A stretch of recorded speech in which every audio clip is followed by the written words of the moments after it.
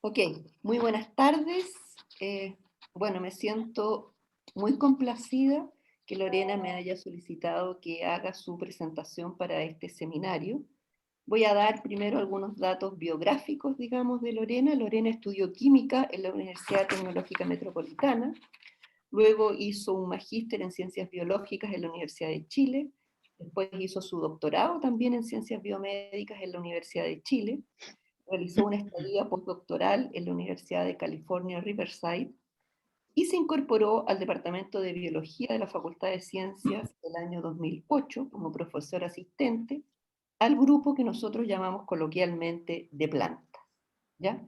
Y me complace también informar que desde el año 2021 la doctora Norambuena es profesora titular de nuestra casa de estudio. La doctora Norambuena posee una sólida y exitosa carrera académica. Posee numerosas publicaciones, capítulos de libros, ha dictado conferencias en distintos países como España, Canadá, China, Bélgica, entre otros, y ha sido también muy exitosa en la formación de alumnos desde el pregrado hasta la formación postdoctoral. Ha organizado diversos eventos como simposios y conferencias y ha obtenido fondos concursables de distintas iniciativas como Fondesit, Anillo, Fondef. Sin embargo, más allá de los datos duros de su CV, hay una gran persona. Y por ello, un aspecto que me gustaría destacar es su gran capacidad de trabajo y entrega. He tenido la fortuna de trabajar con Lorena en distintas instancias, como la Sociedad de Bioquímica, el Grupo de Estudio de Fondesit, el Programa de Doctorado en Biología Molecular Celular y Neurociencia, entre otras. En todas ellas ha sido un agrado trabajar mancomunadamente y un ejemplo su responsabilidad y entrega en la labor realizada.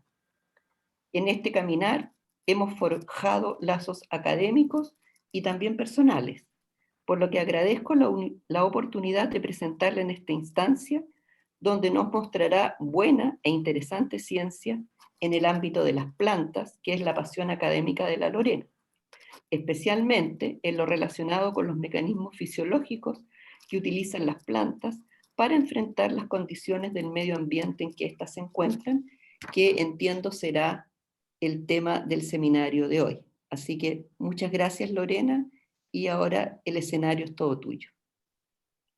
Muchas gracias, Vicky, por esa tremenda presentación, así que espero no haber causado demasiado expectativa y espero que se entretengan con lo que yo les voy a mostrar, que va a ser básicamente las cosas que hemos hecho, que hemos publicado en nuestra línea de investigación. Así que muchas gracias. Voy a compartir entonces mi presentación.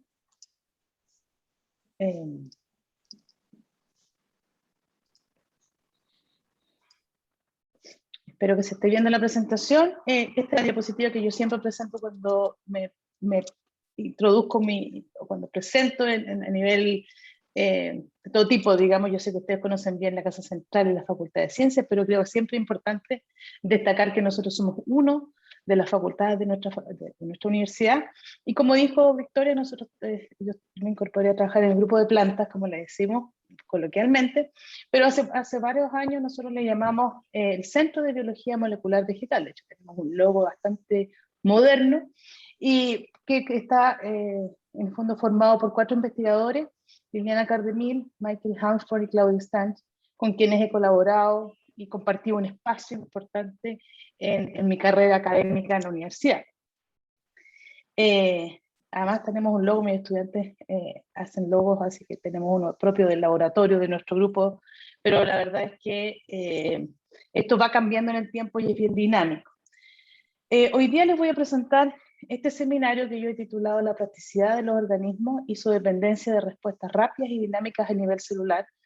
Yo desde hace mucho tiempo me defino como una bióloga celular, bióloga molecular, entonces mi mirada siempre está desde la célula hacia el organismo. Y tenemos varias líneas de investigación o varios tópicos que tocamos en el laboratorio. El principal, y porque yo probablemente soy más conocida porque es el que más presento, tiene que ver con el tráfico de proteínas a nivel del sistema endomembrana, que de hecho es lo que yo voy a hablar hoy día, pero hemos ido de alguna manera escalando o avanzando a procesos que tienen que ver más con la parte fisiológica y cómo este tráfico de membrana participa en el crecimiento y desarrollo de la planta y cómo participa en cómo la planta enfrenta distintas situaciones, tanto situaciones ambientales, el estrés abiótico que llama uno, como la interacción con otros organismos, ¿ya? Que es la parte biótica. Esto usando la herramienta de Chemical Genetics, con el cual yo me especialicé o, bueno, indagué principalmente en mi estadía postdoctoral y que traje a Chile y que hemos hecho varias cosas ahí interesantes, aplicándolo no solamente a la ciencia básica que hacemos, a la ciencia fundamental que tiene que ver con estos tópicos que les presenté, sino que también yendo a desarrollar, utilizando esta herramienta de Chemical Genetics, yendo a desarrollar, perdón, lo que nosotros llamamos la biotecnología de agroquímicos. Les voy a hablar un poquitito al final de la presentación de cómo hemos ido haciendo eso en el laboratorio y qué es lo que estamos haciendo ahora. ¿Por qué las plantas? A mí siempre me preguntan por qué estudio plantas. Toda la gente que no estudia plantas, que piensa que eventualmente son media fome, yo creo que no son lejos muy interesantes. Las plantas son bien simples, cuando uno las mira, en realidad tienen una estructura corporal, esto por supuesto es un cartoon, pero tiene una estructura corporal que está, bueno, parte de ella, las plantas terrestres, digamos, parte de ella está sumergida en la tierra y por lo tanto nosotros no la vemos mucho, y parte de ella está expuesta, digamos, al medio ambiente. Estas plantas son incapaces de desplazarse y en conjunto con eso tienen que soportar condiciones del medio. No como nosotros que podemos escapar, no nos gusta un lugar y cuando nos vamos. Eso pasa mucho con los animales, ¿no? Que son capaces de migrar. Las plantas tienen que quedarse en el lugar donde están. Y con ello, lo que han ido desarrollando son distintas respuestas o de alguna manera, un poco lo que hablábamos antes de empezar el seminario, se acomodan a la situación en la que se encuentran. Que es un poco lo que hacemos los científicos, ¿no? Nos acomodamos a la situación en la que estamos y podemos generar respuestas ante ello. Las plantas son simples en términos de lo que necesitan. La verdad es que no tienen tantos requerimientos. Necesitan agua, ¿ya? Necesitan luz para poder hacer fotosíntesis y generar sus propios nutrientes, y necesitan nutrientes en el suelo, que básicamente son agua, por supuesto, y son nutrientes de tipo de iones. ¿Ya? Necesitan fosfato, nitrato, varios iones que le permiten en el fondo generar su metabolismo, ¿ya? Y poder subsistir.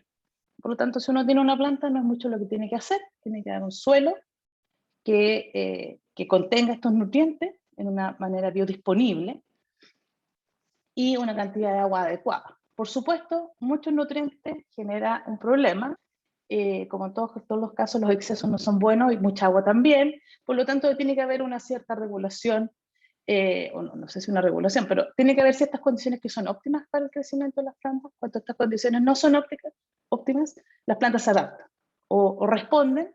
Algunas lo logran sobrevivir en ese ambiente y otras probablemente perecen. Pero eso es un poco la vida de todos, ¿no? Dependiendo entonces de las condiciones ambientales, cómo se desarrolla la planta.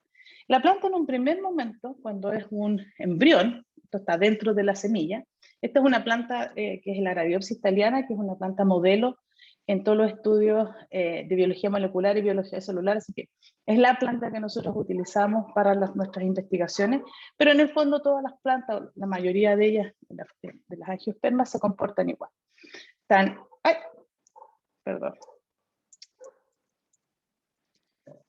Está el embrión, que está en la semilla. El embrión tiene estructuras que son bastante primitivas. Estas son las futuras hojas o las hojas embrionarias, y esto es lo que va a pasar a ser parte del tallo de la planta, y acá hay una región que se llama la radícula, que es como una raíz primitiva, digamos. Es el comienzo de la raíz sin ser una raíz. Posteriormente, en la germinación, la estructura que aparece desde la semilla es muy simple, y después de unos días, en realidad, la raíz es capaz de elongar y generarse como una raíz. Y está el tallo, y estas hojas embrionarias se expanden y empiezan a hacer fotosíntesis, por eso están verdes. Todo el desarrollo posterior es postembrionario, ¿ya? Son capaces de generar hojas. Ustedes ven que la estructura de la raíz es bastante distinta a la estructura inicial. generan distintos tipos de hoja eventualmente, y si es el caso, también generan en una etapa posterior estructuras reproductivas. ¿Ya? Todo ese desarrollo posembriónico está supeditado a cómo es el medio ambiente y cuáles son los recursos que la planta tiene para crecer. ¿Ya? Esto es un ejemplo en la planta de tomate, para mirar plantas productivas, agronómicamente al menos, pero en el fondo es un ejemplo del mismo. La planta inicialmente es muy sencilla, tiene una estructura corporal muy, yo digo primitiva, pero no es que sea primitiva, lo que pasa es que es muy sencilla, no tiene casi órganos, tiene solamente los órganos embrionarios que han sido capaces de crecer. Posteriormente, si las condiciones están dadas, empieza a desarrollar órganos, cada uno de estos es un órgano para nosotros en planta, y acá, bueno, como ustedes ven, eventualmente puede generar incluso estructura reproductiva y posteriormente frutos, por ejemplo, del tomate.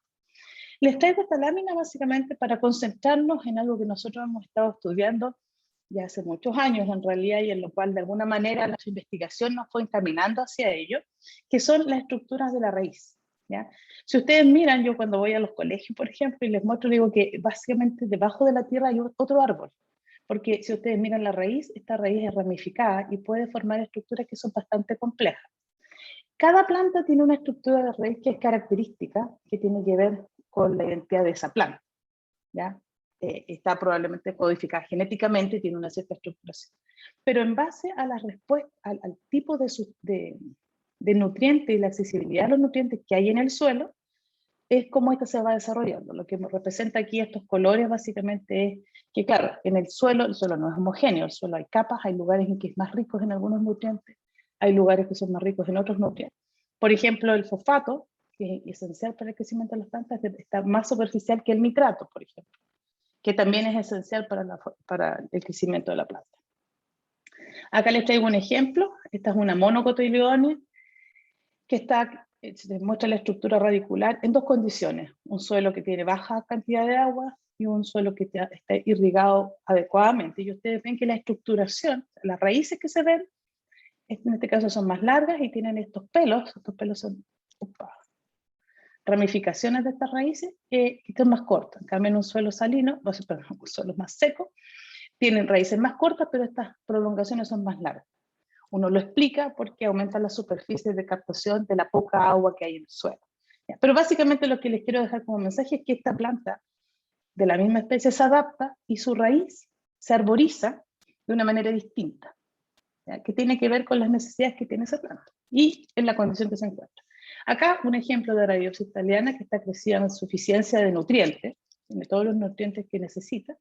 Sin embargo, cuando hay alta concentración de nitrógeno, por ejemplo, la planta ya no desarrolla estas raíces, que se llaman raíces laterales en este caso. Son raíces, ya les voy a explicar cómo se desarrollan, pero son raíces que crecen a partir de esa raíz primaria. ¿Ya? Y eso es lo que genera en el fondo esta arborización posterior. Cuando están en alta concentración de nitrógeno, estas plantas no desarrollan o desarrollan muy pocas de aquellas. Pero, por ejemplo, acá, este es un experimento, por supuesto, se le puso una alta concentración de nitrógeno de manera local. Y si ustedes ven, el comportamiento en esa región de la raíz es súper distinto a lo que pasa cuando hay alto nitrógeno en toda la planta. Y eso tiene que ver porque hay mecanismos que van sensando cuando la planta va penetrando en la tierra y va creciendo, generando este tipo de estructura, va teniendo distinta disponibilidad de nutrientes y va a ir respondiendo a ella. ¿Ya? En este caso, por ejemplo, cuando hay bajo fosfato, la raíz crece mucho menos, pero arboriza mucho más. Y arboriza generando estas raíces laterales que van a crecer a partir de esta raíz primaria. ¿Ya? Es decir, si vamos cambiando esas condiciones, la planta se va adecuando en pro, piensa uno, de poder subsistir y adquirir mejor los nutrientes desde el suelo. Estos experimentos se han hecho también con condiciones de agua. De hecho, hay unos experimentos muy bonitos, unos videos en los cuales uno ve cómo la raíz va creciendo en dirección a donde hay mayor cantidad de agua en ese suelo. ¿Ya? ¿Cómo se generan estas raíces laterales? Como ustedes ven acá en una imagen un poco más ampliada, esto es una planta real. Está la raíz principal, que es la que se genera a partir del estado inicial de la planta. Se generan estas raíces y estas raíces se están siempre generando. O sea, todas las plantas bueno, no todas, pero las plantas que desarrollan raíces laterales las están desarrollando continuamente, solo que en algunas condiciones exacerban ese desarrollo, ¿ya? Básicamente lo que se sabe es que hay células en la punta de la raíz, que es la que va creciendo, donde están generándose las células madre de la planta, de la raíz de la planta, que son capaces de diferenciarse, adquieren un destino celular, y, bueno, primero un compromiso y después un destino, ¿no? Cuando uno habla en biología del desarrollo, empieza a usar esos términos, y básicamente se genera lo que llaman los científicos en planta el priming, digamos, que esa célula se marca de alguna manera, hay un patrón de expresión diferencial, por lo tanto un repertorio molecular en la célula distinta, y eso lo que genera, entre otras cosas, son cambios a nivel de las células que empiezan a dividirse estas células, como es bien específico. Esa división celular, hay distintas etapas, pero no quiero variarlos con tanta información. Esas divisiones celulares lo que generan posteriormente, son varias divisiones, lo que generan es un cúmulo de células que tiene una estructuración, aquí aparece como un domo, pero la verdad es que tiene una configuración bien elegante, y una vez que este domo empieza a crecer, en base a todas estas divisiones y crecimiento celular, es capaz de salir de la raíz principal, teniendo la misma estructura en términos de tejidos que la punta de la raíz. Por lo tanto, esta es una raíz que en el fondo es idéntica a esta raíz original, pero que partió a partir de la raíz primaria. Eso es lo que uno llama una raíz lateral o raíz secundaria en el caso de algunas otras plantas. Este proceso se conoce, se sabe, se ha vinculado cercanamente a una hormona vegetal que es la auxina, y por mucho tiempo se ha repetido y generado evidencia bastante fuerte que auxina es la hormona que comanda este proceso, ¿ya? Y hay flujos de auxina, que es lo que muestran las flechas y qué sé yo, pero las etapas tempranas de este proceso, o sea, qué es lo que gatilla que ciertas células se diferencien y generen lo que se llama una célula fundadora de la raíz lateral, se desconoce. Hay algunos componentes moleculares, hay algunas cascadas de señalización que se han descrito, pero no está muy claro el por qué algunas células adquieren ese componente, esa diferenciación, y algunas otras no. Ya, ahí hay bastante investigación. Entonces, desde mi mirada celular, como yo dije, de cómo funcionan las células, para que se genere esto, tiene que haber un funcionamiento en cada una de esas células del tejido, porque además se sabe que hay otras células que están colindantes, que son vecinas, perdón, a esta célula que va a adquirir ese destino, que también envían señales a ese tejido, ¿ya? Entonces no es cualquier célula la que se diferencia, pero hay varias células de los dos tejidos que están funcionando en pro, diría yo, de un proceso X. Por supuesto, si uno piensa en lo que les mencioné recién, en el cambio de condiciones ambientales, todo este proceso va a ser regulado de alguna manera que no se conoce mucho, ¿ya? Entonces, bueno, mi punto es ir en el fondo a saber cómo funciona ese tejido, cómo funcionan estos procesos, y termino yo siempre mirándolo desde el punto del funcionamiento celular, porque finalmente es lo que permite que los tejidos funcionen como tales. Esta imagen es solo para mostrarles que la raíz es mucho más compleja que la imagen anterior, tiene distintas capas celulares, cada una de esas capas, por supuesto, tiene un nombre que no viene al caso, pero que tiene cada una de ellas una función particular. Desde ciertas capas celulares, que es el periciclo, es donde se originan estas células fundadoras del primordio de la raíz lateral, ¿ya? Entonces, volviendo a las células, y a lo que yo les mencioné, a lo que nos hemos dedicado, es al tráfico del sistema endomembrana, que está básicamente articulando y regulando dos tipos de tráfico. Uno, el tráfico de proteínas que están siendo recientemente sintetizadas en el retículo endoplasmático y que van a ser parte de todos estos compartimentos, tanto el aparato de Golgi, las vacuolas o lisosomas en células animales, todos los tipos de endosoma que hay en una célula, la membrana plasmática y por supuesto el extracelular, que en este caso se llama apoplasto porque son células vegetales. También se secretan proteínas y componentes de la pared celular de las plantas, ¿ya? Esto en toda esta vía, en esta flecha muy simplificada y más oscura. Sin duda hay también la presencia de endocitosis en plantas, se comprobó no hace tantos años atrás, pero efectivamente hay endocitosis de componentes de la membrana plasmática o de componentes extracelulares que van a ser capaces de ingresar a estos compartimentos endosomales y eventualmente van a llegar hasta las vacuolas. También, aquí esto es muy simplificado, pero también hay mucho tráfico entre los compartimentos, y ese tráfico no solamente está dado por túbulos y vesículas, sino que también está dado por fusión de compartimentos.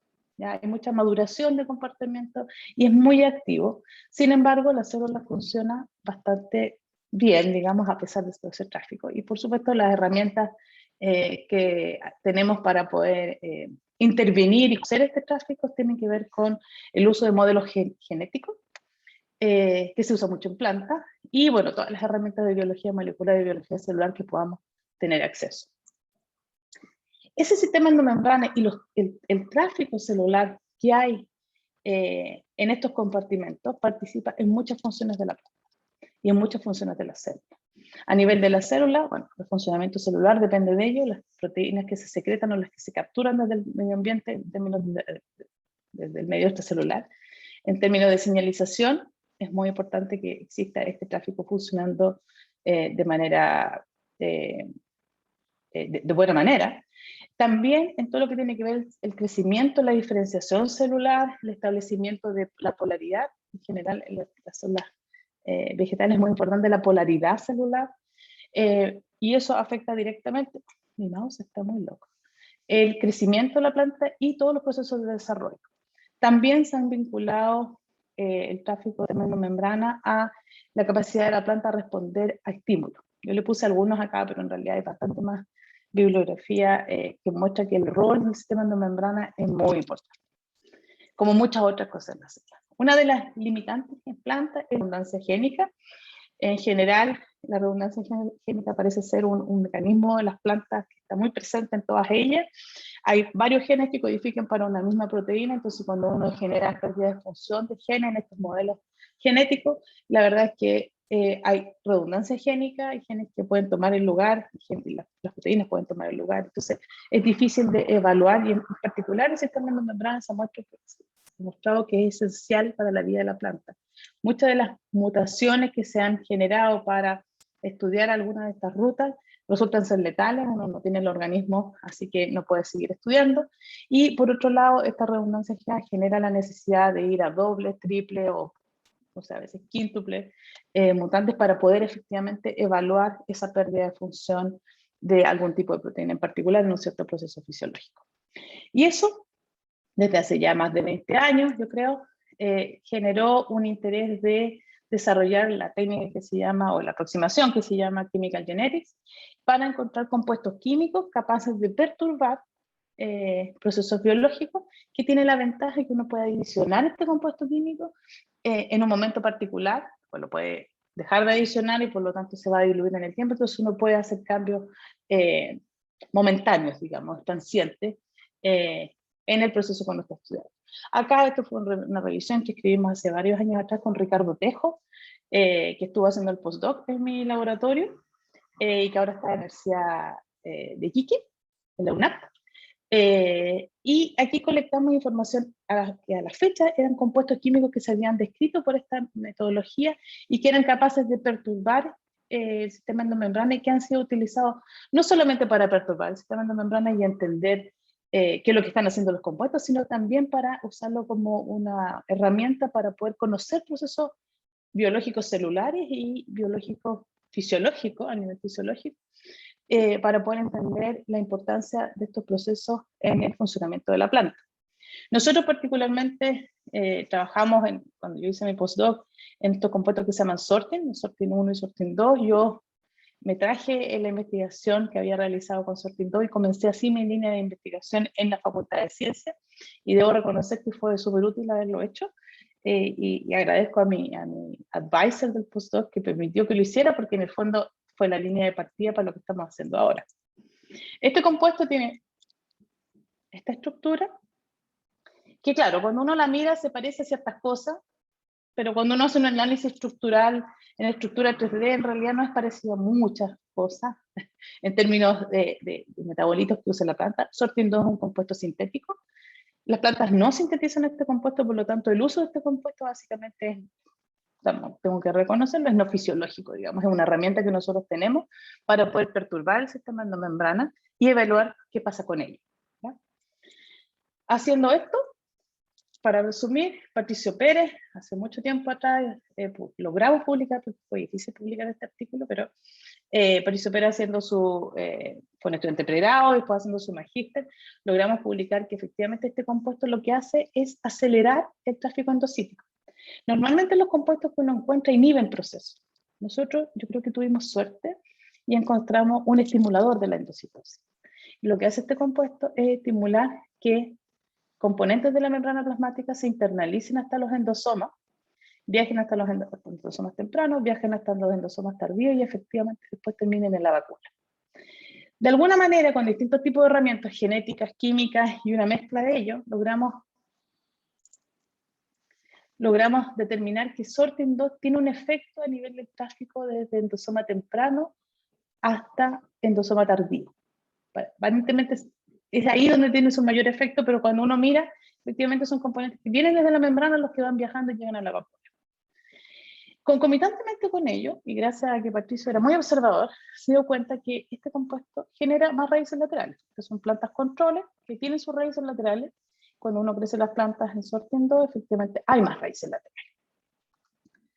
laterales. Y hay también pelos radiculares que vienen acá, pero pusimos nuestro foco en las raíces laterales y efectivamente mostramos que este compuesto gatilla la endocitosis y como resultado de aquello se generan más raíces laterales.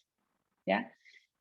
Usamos bastante herramientas y pudimos mostrar también que esta relocalización de componentes moleculares, bueno, nosotros dijimos de algunas proteínas particulares, la relocalización subcelular, digamos, de componentes moleculares, de alguna manera gatilla que haya una activación en la diferenciación que gatilla la formación de primordios de raíces laterales, o sea, de los primeros eventos de la formación de las raíces laterales. Y algo que nos causó bastante dificultad para publicar fue que nuestra evidencia mostraba que esta ruta de relocalización de proteínas que llevaba a raíces laterales no estaba relacionada con la ruta hormonal que había sido escrita clásicamente. Siempre cuando uno va contra lo clásico, el dogma es un poco complicado de enfrentar, entonces nos pidieron muchos experimentos, bueno, pero finalmente lo logramos, publicamos eso y hemos seguido en esa línea, porque tenemos evidencia que muestra que efectivamente esto tiene un rol fisiológico, más allá de esta perturbación que hacemos con este compuesto exógeno, esto efectivamente tiene una componente importante en la fisiología de la planta. Les voy a mostrar un poco más de aquello.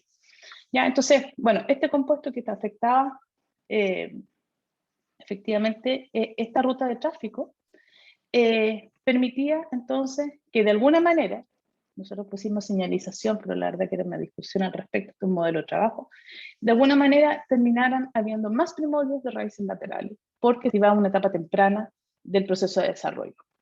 ¿Ya?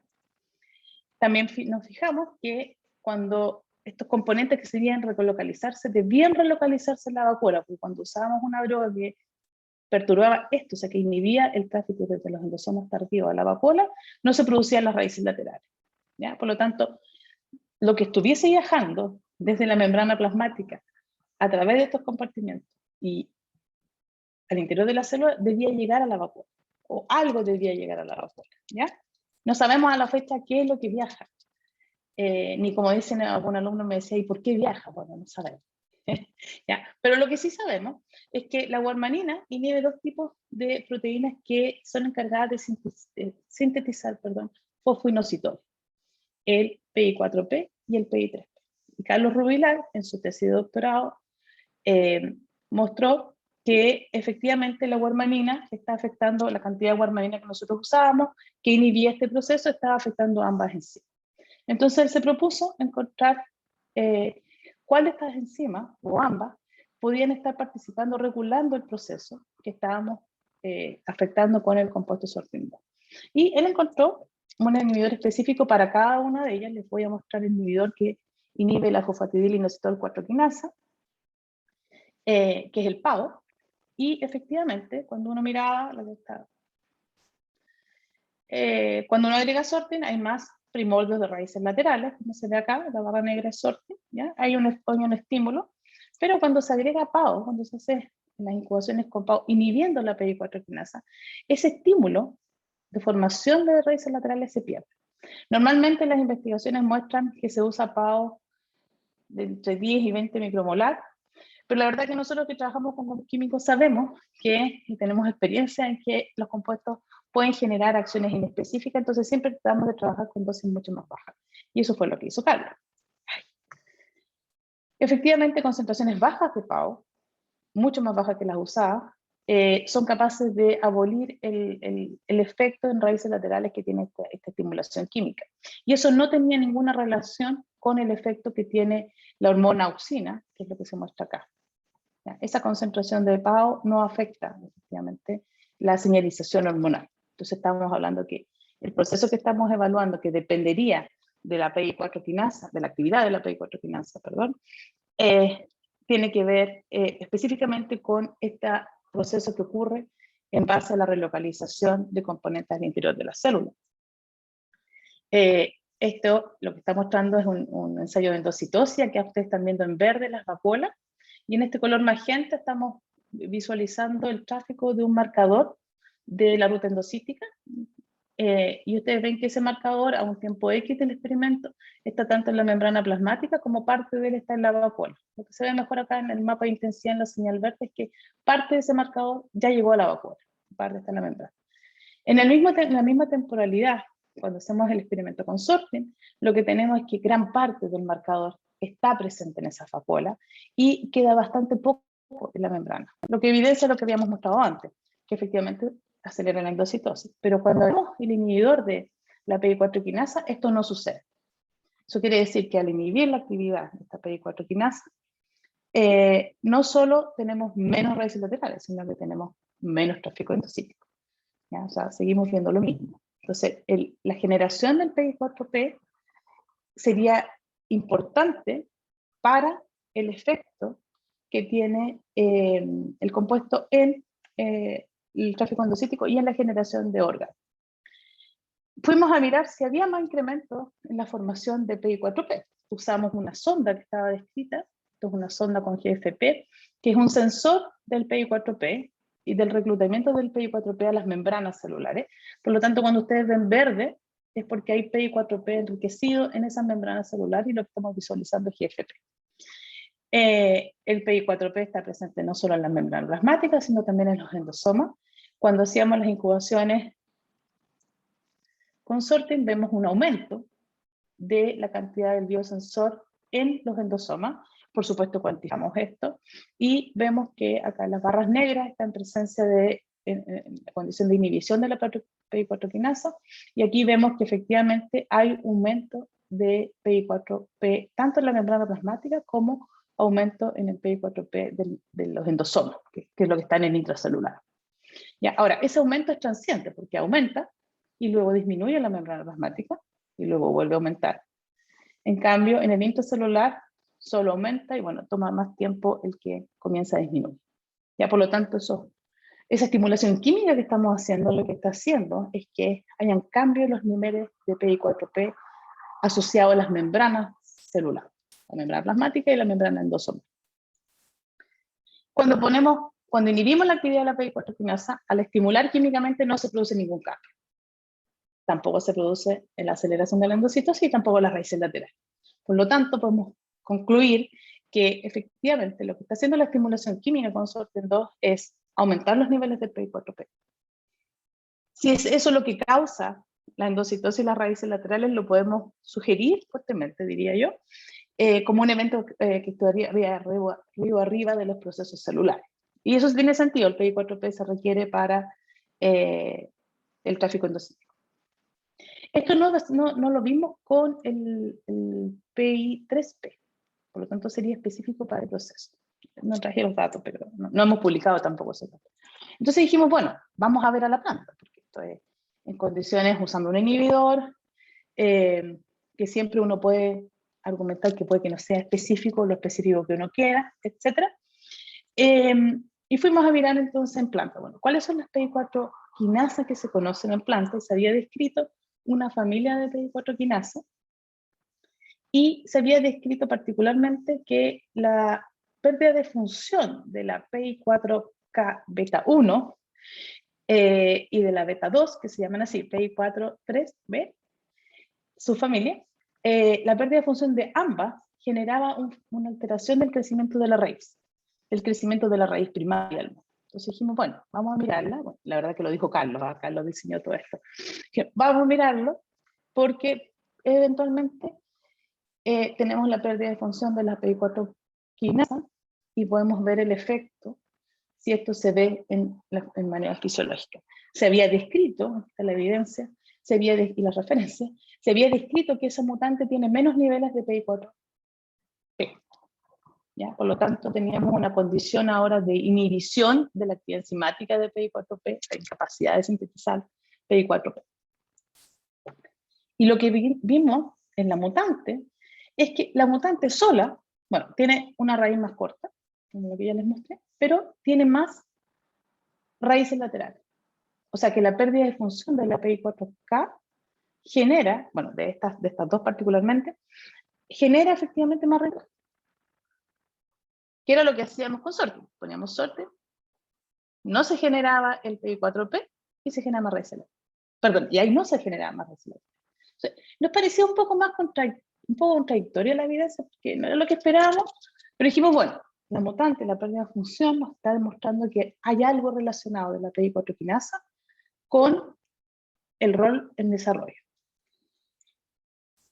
La mutante no solamente tenía más raíces laterales, sino que tenía más citosis. Entonces, en el fondo, la pérdida de función de la PI4K se comportaba igual que una planta silvestre estimulada químicamente con sorteo. Y de todas maneras no nos encajaba en la historia, probablemente a ustedes tampoco, en este minuto. Pero seguimos adelante. Carlos es un hombre muy trabajador y dijo, bueno, pero hagamos todo para poder entender qué está pasando. De todas maneras pensábamos que estábamos en el track correcto, porque los fenotipos asociados a las mutantes estaban relacionados con el proceso que nosotros estábamos. Había afectado tráfico celular y estaba afectado el proceso de desarrollo que estábamos viendo. Dijimos, pongámosle sorte. La mutante esperábamos que respondiera, bueno, no importa lo que esperábamos nosotros, lo importante es que nos dio.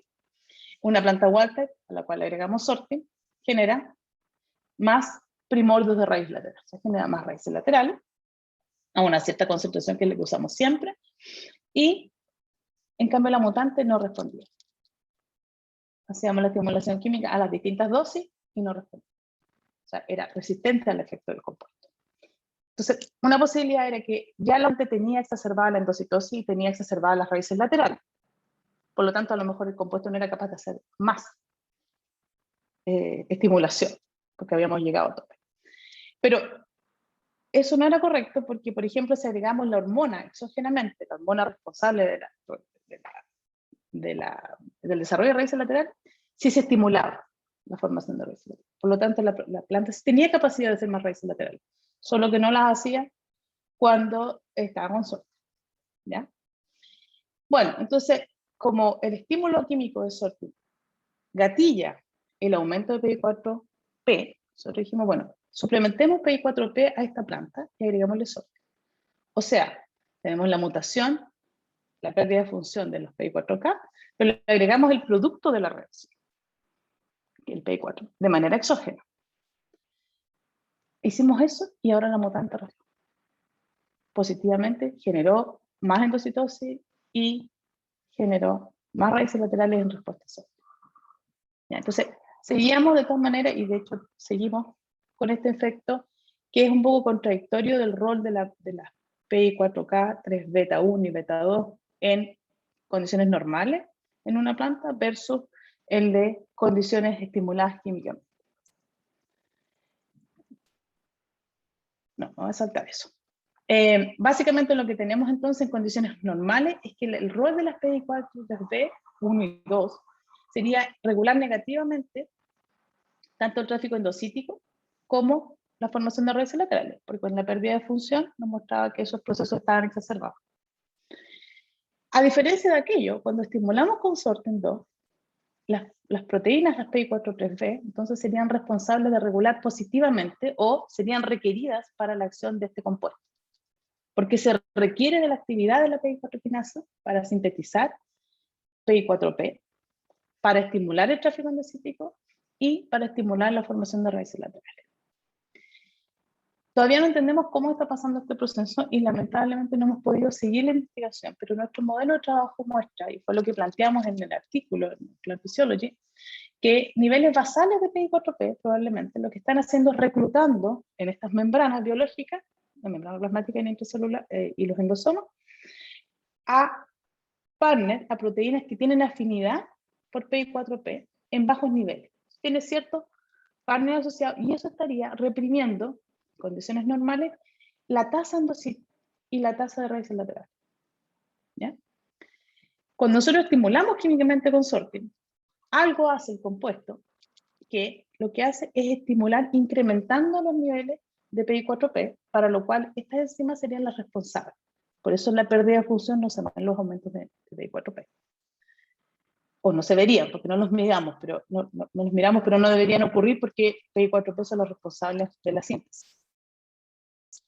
Entonces, habría un incremento del PI4P necesario para que se reclutaran otras proteínas, otros partners, que ahora responden a ciertas concentraciones del PI4P, y que son las causantes, o en parte las causantes, de estimular la tasa endocítica y de estimular el número de raíces laterales, que son procesos que van aparentemente o uno arriba, abajo.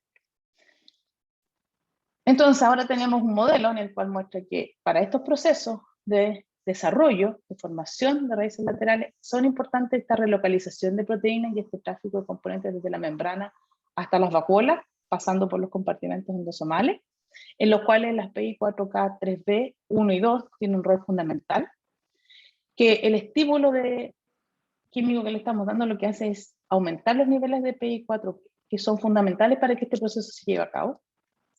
No les puedo mostrar los experimentos porque es muy largo y además no está publicado, no estoy mostrando nada que no esté publicado hoy día. Se requiere de la incorporación del uptake de calcio desde el extracelular a la membrana plasmática. No así de la liberación de calcio desde los reservorios intracelulares.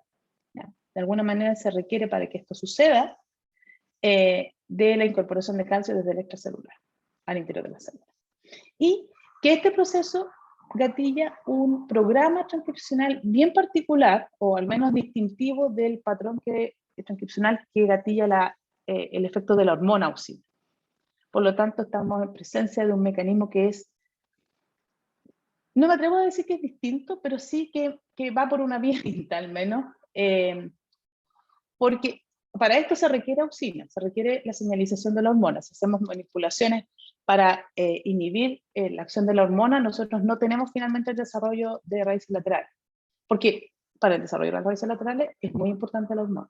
Lo que nosotros estamos apuntando es que esto sería un proceso que está arriba y que participaría en etapas bien tempranas de el desarrollo de estos órganos.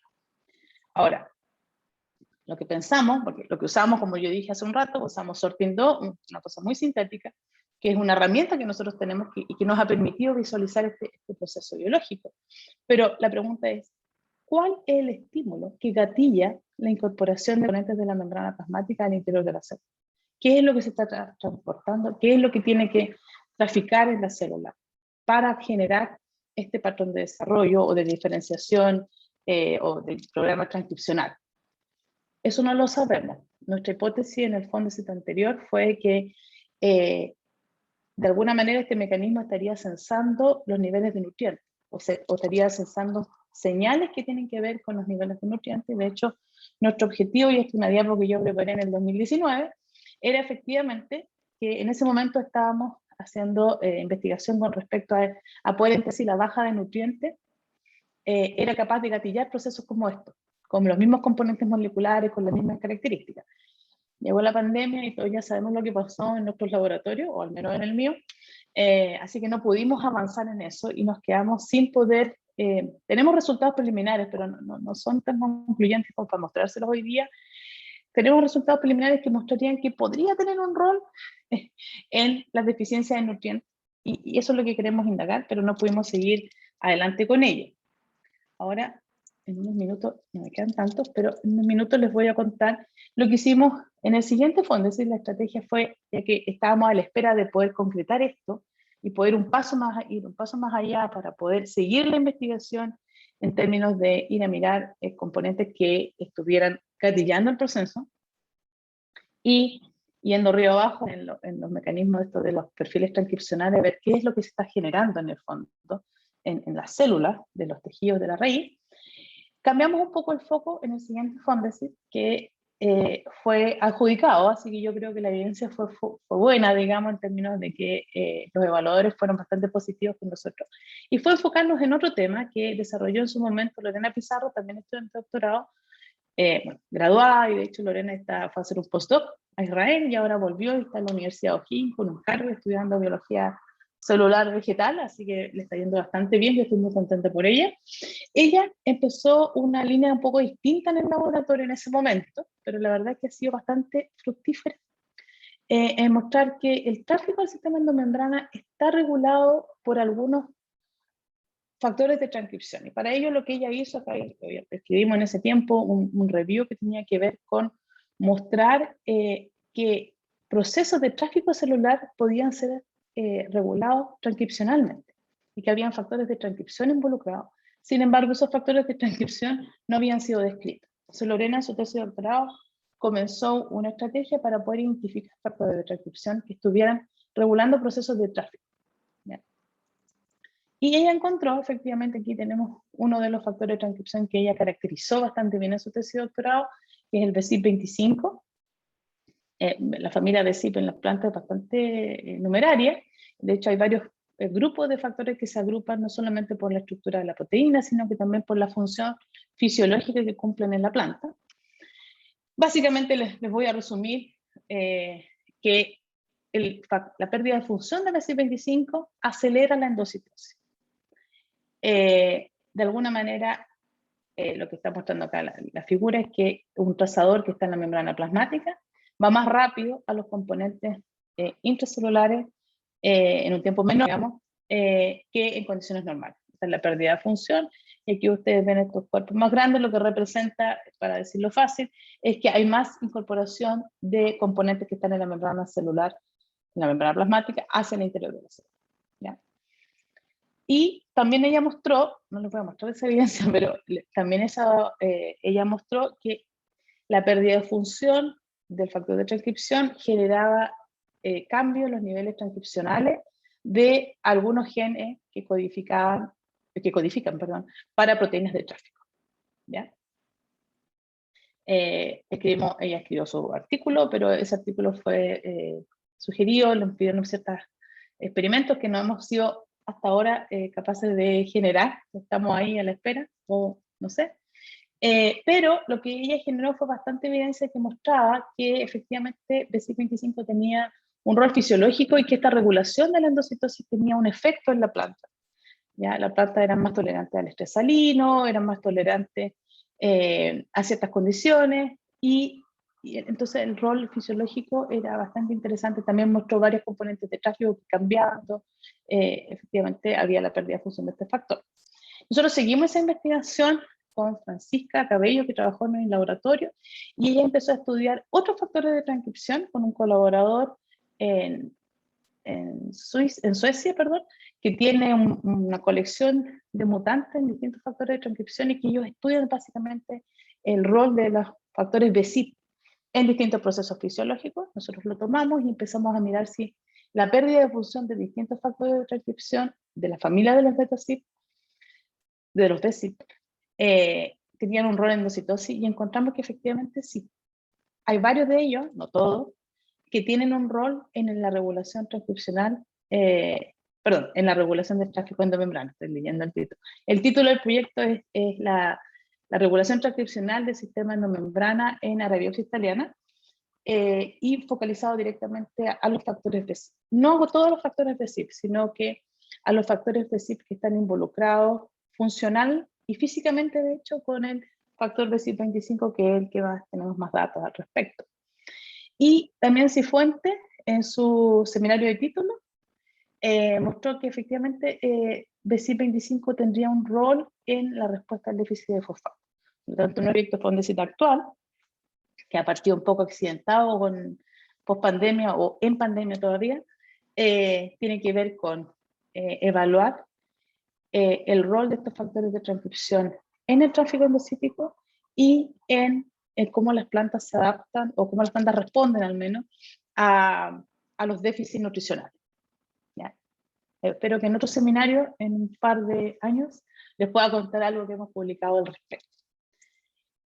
Y solo unos minutos para dedicarle a la otra línea que yo les mencioné que nosotros hacemos, que tiene que ver con utilizar el Chemical Genetics en aplicaciones agroquímicas, digamos, en biotecnología.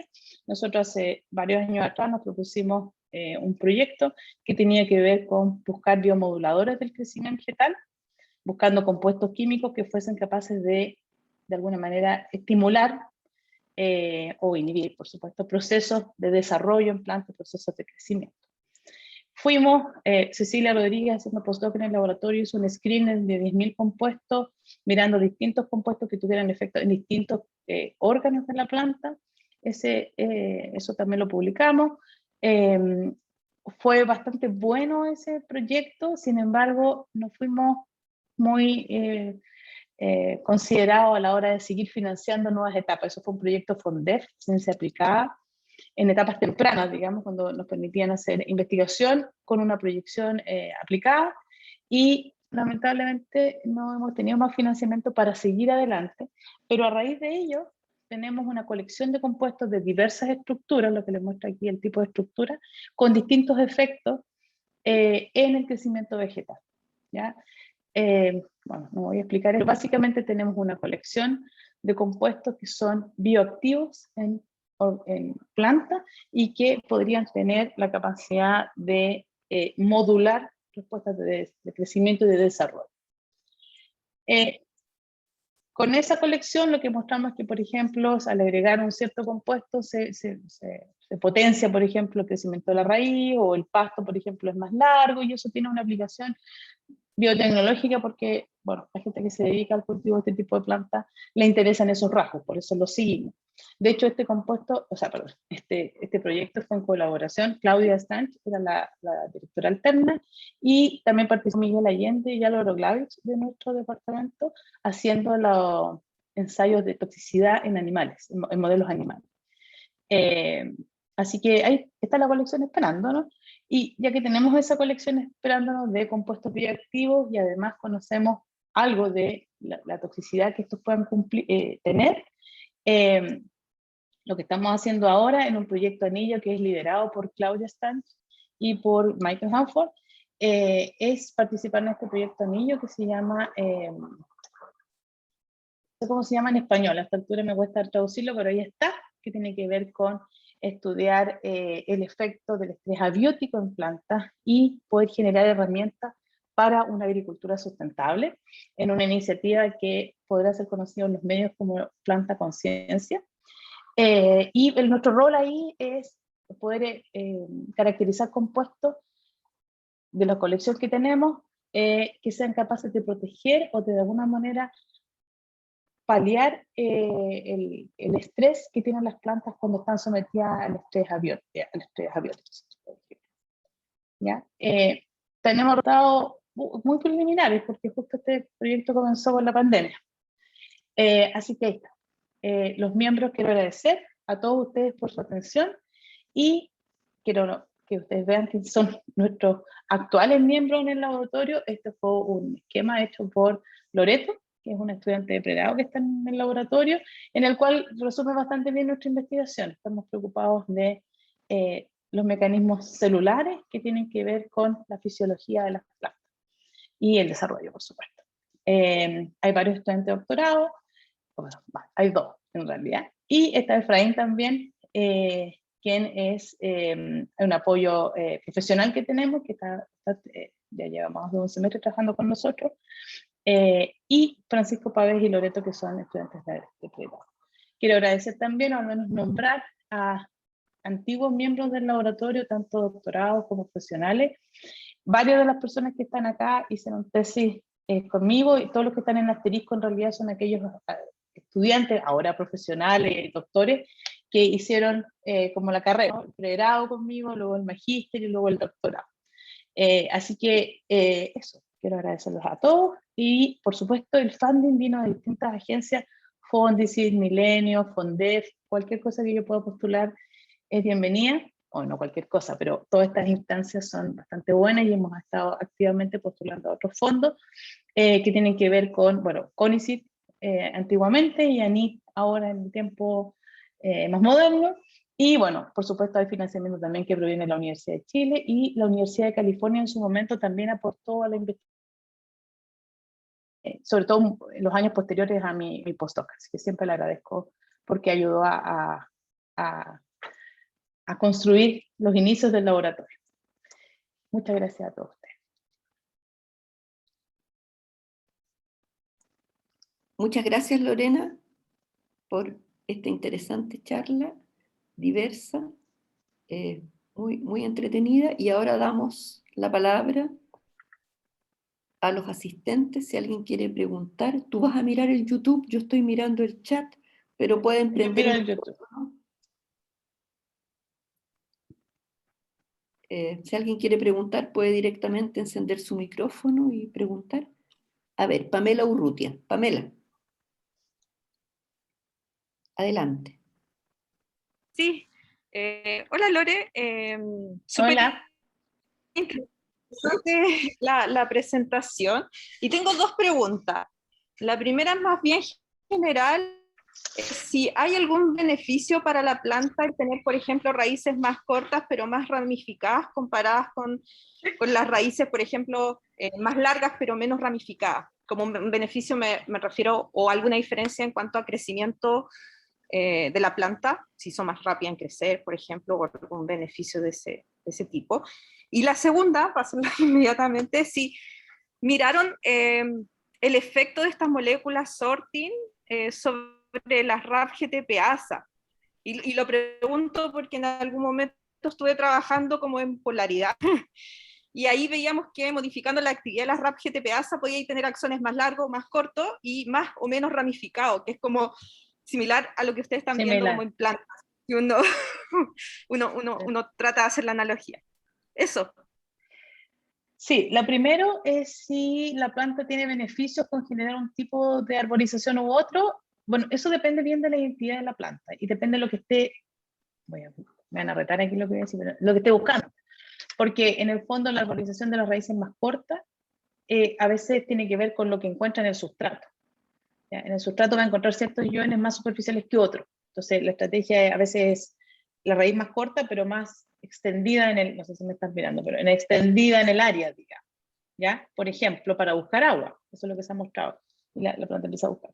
Hay otras que tienen una estructuración de raíz más profunda, que genera una raíz pivotal, que se llama, que efectivamente es como penetrar. Y ahí genera las ramificaciones. Entonces, por una parte va a depender de la planta que uno esté mirando. Pero si uno mira en una misma planta, que tiene una estrategia, digamos, ya diseñada en su entidad, depende de la superficie que se genere, porque asociado a las raíces laterales también están los pelos radicales, donde se capta gran parte del agua también. Entonces, uno puede pensar, digamos, y medir la superficie, y a veces conviene más una raíz más arborizada, concentrada en una cierta área, que tenga más superficie celular para captar. Ahora, esto es una interpretación que uno le da, porque uno la mira y dice, bueno, esto debe estar pasando. Pero si se calculan las áreas, el número de transportadores, digamos, presentes en las membranas en esa área biológica, en esa área del órgano, digamos, uno podría llegar a pensar con eso. Pero hay una estrecha relación con respecto a dónde están las cosas que buscan. ¿Ya? Entonces va a generar raíces más profundas si quiere nitrato, por ejemplo, si la deficiencia es de nitrato. Porque el nitrato está más abajo, no lo va a encontrar antes, ¿entiendes?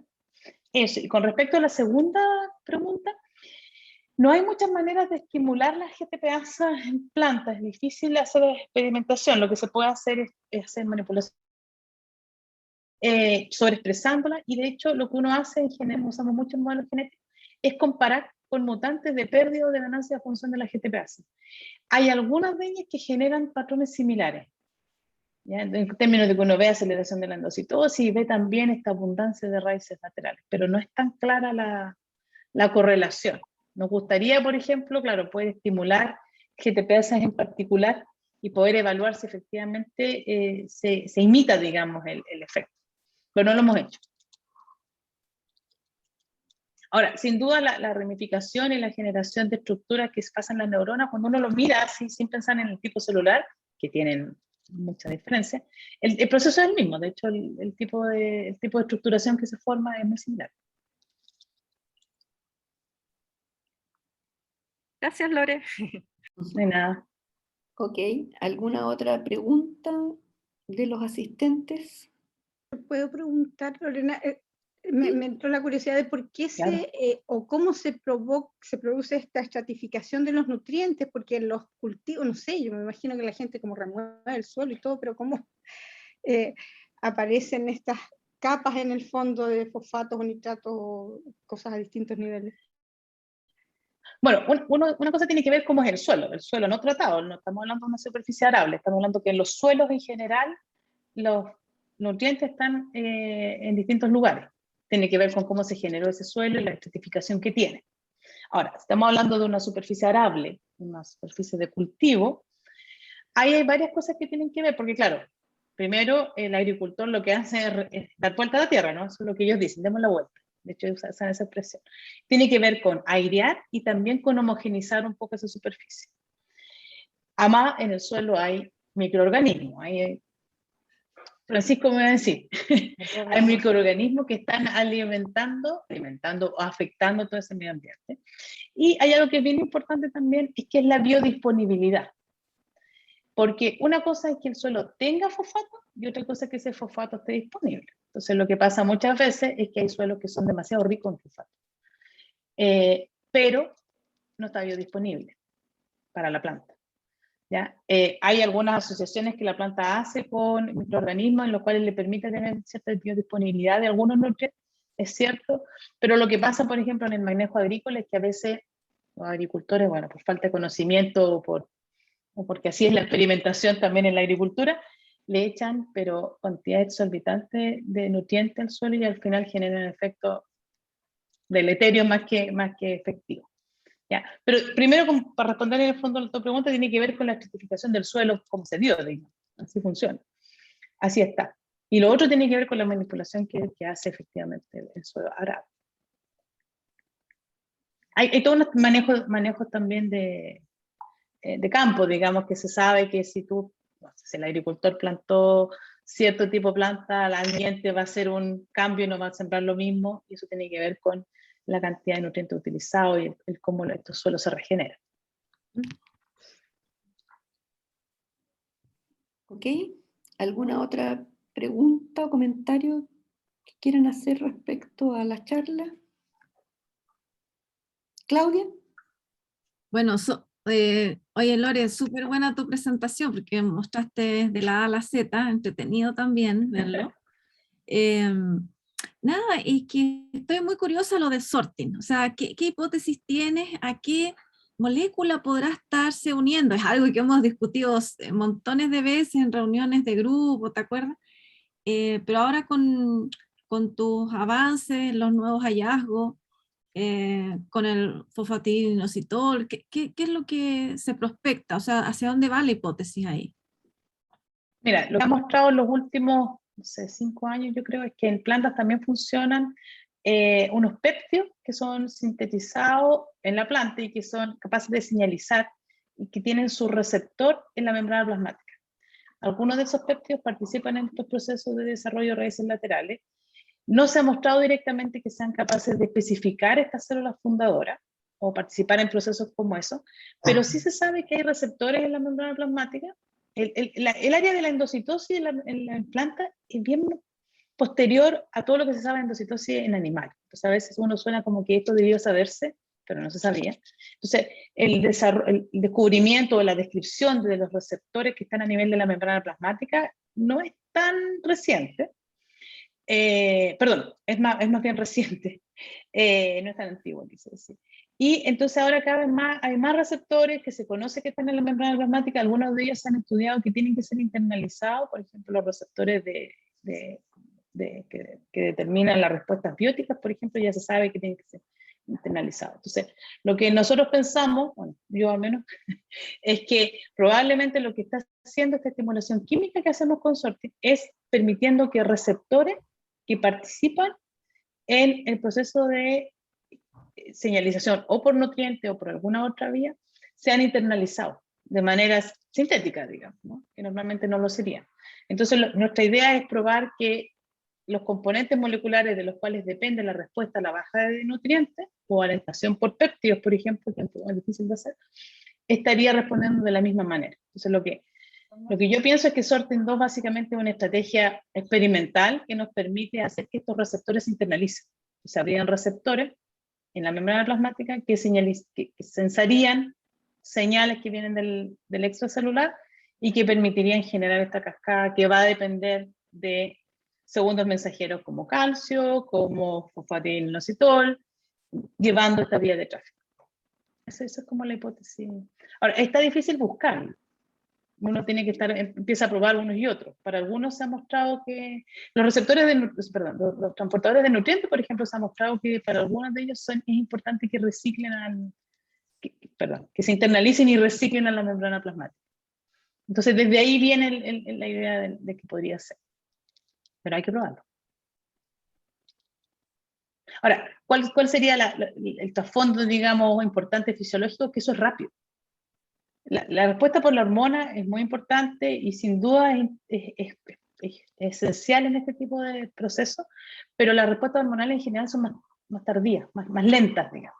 En cambio, si hay un cambio en el extracelular, hay un cambio en el suelo, digamos, en el ambiente, tiene que ser sensado y tiene que ser sensado rápido. Y la respuesta que no dependen de transcripción génica o que dependen de señalización celular en general son las más rápidas, porque está basado en componentes que ya están en la célula y que solo se mueven en redotación, lo cual tendría sentido con lo que estamos viendo.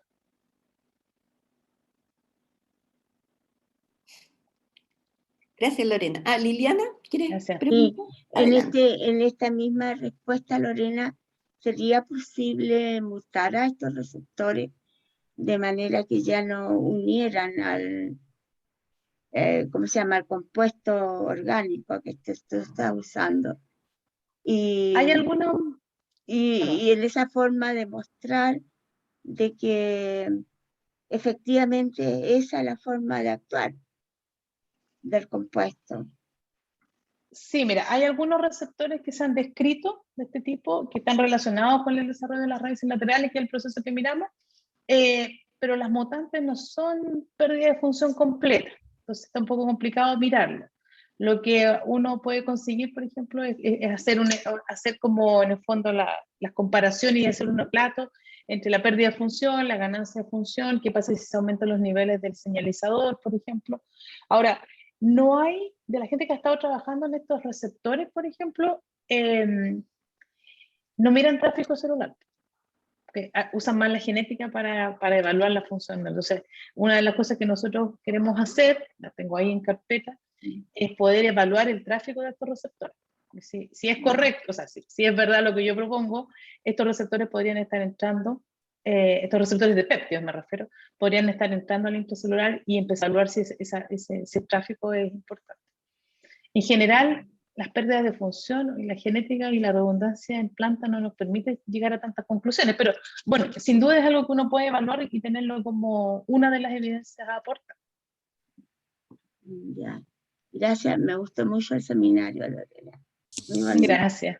Ya. Gracias. Yo quiero preguntar algo porque estoy curioso con algo. Ya, para Yo en adelante. general, es que yo no entiendo las plantas, parece. Trato de entenderlas, pero no las entiendo mucho. Hay que solo quererlas. Es esta cuestión de lo local y lo sistémico. Estos efectos, por ejemplo, hay un cono de crecimiento que se va a volver un pelo radicular, o va a seguir creciendo hacia abajo, o va a lateralizar como una raíz lateral. ¿Esos efectos son locales, es decir, pasan en ese cono, en esa célula, o son efectos sistémicos? ¿La planta como una totalidad dice algo? ¿O es lo que pasa ahí en esa localidad, digamos, lo que determina estos cambios morfológicos? Porque son súper impresionantes, entre que sea un pelito, o que sea una raíz que se extiende, o un cono que no se activa y la cuestión sigue creciendo para abajo. Es tan Lo complicado que, como la conducta de los animales, pero ¿no es cierto? Pero, ¿qué es lo qué decide? ¿Hay una cosa global o es puras cosas locales? bueno, es complicada la respuesta porque no tengo la respuesta. Hay ejemplos, por ejemplo, en que, claro, cuando uno hace la experimentación y uno pone la planta en condiciones normales y la pone en tierra, hay todo un mecanismo para poder mirar haciendo experimentos en sustrato, digamos, en tierra, ve que se ve, digamos, que las respuestas son locales. Ahora, la planta cuando va creciendo, yo lo mencioné muy rápidamente, las células madres de la planta están en la punta. Por lo tanto, la división celular y las nuevas células se generan en la punta. Entonces, las que están en la parte más arriba de la raíz son células, vamos a llamarle más viejas, ¿ya? Entonces, esas células en general están ya especificadas a un cierto tipo celular y tienen estos destinos, digamos, pero son capaces de modificar eso. Son capaces de modificar la tasa de elongación, eventualmente se dividen también. Entonces, uno podría pensar que no hay algo que la punta de la raíz en el fondo está sensando ciertos estilos. Pero eventualmente, cuando uno hace una perturbación en la parte superior, esa parte superior es capaz de responder. Eso. Lo que se ha descrito es que hay algunas señales que vienen efectivamente desde la punta, como señales de aviso. Entonces, hay cambios en esa punta de la raíz, en el lugar donde está, y efectivamente responde la raíz en un lugar más lejano. Eso está en esos experimentos. Ahora, también se ha mostrado, por manipulación, digamos, experimental, que cambios locales generan cambios locales. Se puede, digamos. Por eso que yo hablé en el título de la plasticidad, porque en el fondo es como que las células tienen potencialidad de cambiar, no sé si todas, no sé si a todos los cambios, pero los experimentos muestran eso. No sé. Entonces, si tú Sí, haces por un eso. cambio local, hay cambios locales, no excluye que no hayan cambios distales, digamos, ¿no? En el lugar más alejado. De hecho, se ha visto que hay señales y que de alguna manera hay cambios a nivel lejano. O sea, hay señales que viajan a lo largo de la raíz, y de hecho hay señales que viajan hasta la parte aérea, que están sensando procesos en la raíz. Interesante. Y Sí, bueno, muy interesante.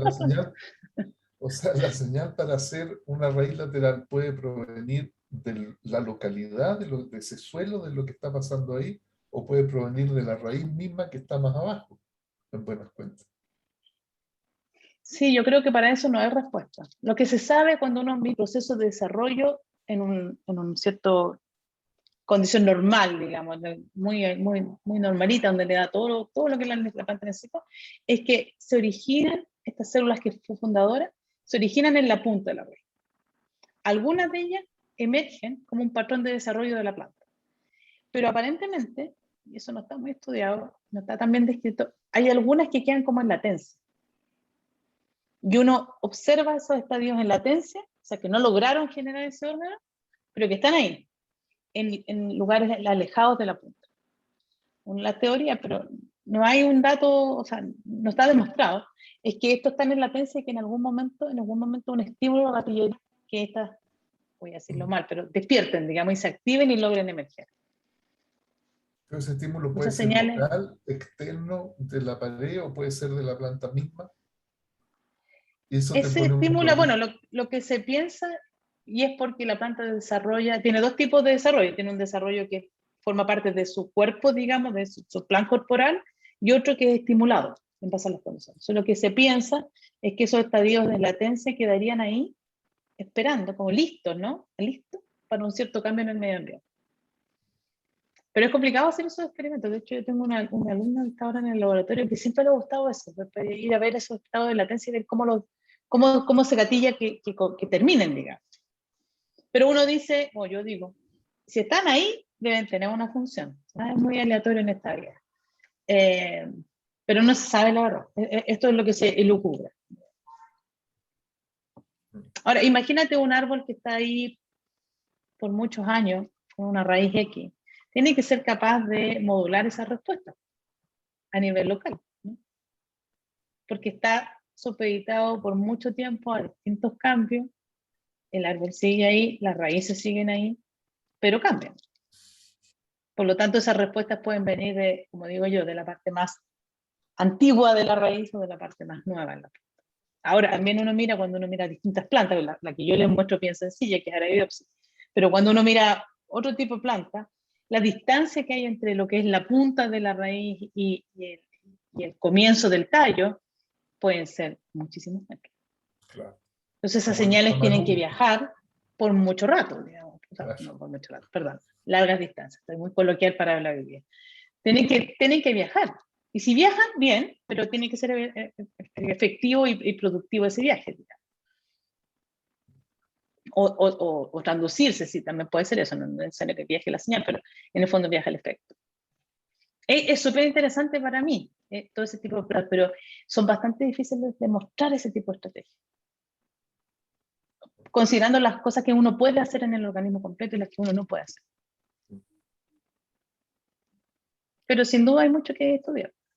Lo que he entretenido. Está bien, pues, Lorena, hay pega todavía. Hay mucha pega. Eso le digo yo a toda la gente que quiere hacer biología celular y molecular en planta. Que vengan, hay mucho que hacer.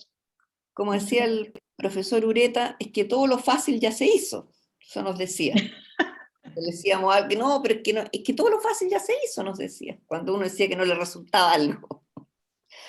Así que bueno, Lorena, yo creo que en virtud del tiempo, a no ser que alguien quiera decir algo más, cerraríamos aquí el seminario. Estuvo entretenido, estuvo conversado, y agradecerte una vez más, digamos, esta entretenida presentación. Así que, Bueno, muchas gracias. sin más, nos despedimos y nos veremos quizás el próximo miércoles. ¿Okay? Muchas gracias a todos, Hola, muchas Fran. gracias Vicky por tu presentación y asistencia en este seminario. Bye, bye. Nos vemos, colegas. Adiós. Chao. Adiós. Chao, chao.